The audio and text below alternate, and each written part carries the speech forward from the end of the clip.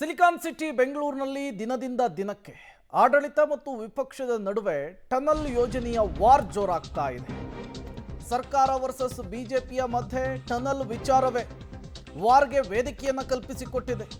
ಬೆಂಗಳೂರು ಟನಲ್ಗೆ ಸಂಸದ ತೇಜಸ್ವಿ ಸೂರ್ಯ ಅವರು ವಿರೋಧವನ್ನು ವ್ಯಕ್ತಪಡಿಸುತ್ತಿದ್ದಾರೆ.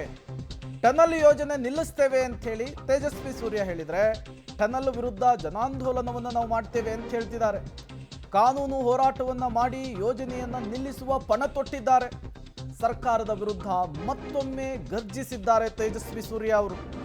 ಶತಾಯಗತಾಯ ಟನಲ್ ಯೋಜನೆಯನ್ನ ನಿಲ್ಲಿಸಬೇಕು ಅಂತ ಹೇಳಿ ಪಟ್ಟನ್ನ ಹಿಡಿದಿರುವಂಥದ್ದು. ಅದಕ್ಕೆ ಬೇಕಾದಂತಹ ಕೆಲಸವನ್ನು ನಾವು ಮಾಡ್ತೇವೆ ಅಂತ ಹೇಳಿ ಮತ್ತೊಮ್ಮೆ ಬಹಿರಂಗವಾಗಿಯೇ ಹೇಳಿಕೆಯನ್ನು ಕೊಟ್ಟಿದ್ದಾರೆ ಸಂಸದ ತೇಜಸ್ವಿ ಸೂರ್ಯ. Line explain ಮಾಡಿದ್ನು.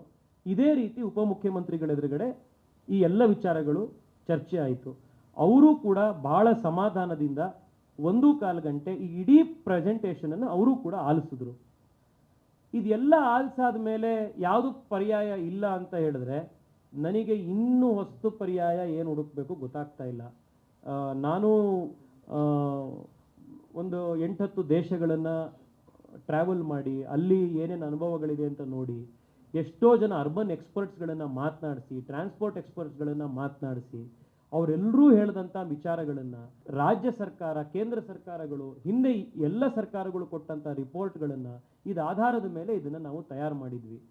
ಇದು ಯಾವುದೂ ಪರ್ಯಾಯ ಅಲ್ಲ, ನಮಗೆ ಟನಲ್ ಒಂದೇ ಪರ್ಯಾಯ ಅಂತ ಇದ್ದಾಗ ಇದು ಯಾವುದು ಪರ್ಯಾಯಗಳು ಬಹುಶಃ ಅವ್ರಿಗೆ ಕಾಣ್ತಾ ಇಲ್ಲ. ಸರ್, ನಾನು ಹಿಂದೆ ಮೀಟಿಂಗಲ್ಲೇ ಹೇಳಿದ್ದೀನಿ ಅದರದ್ದು ಏನಿದೆ ಅಂತ.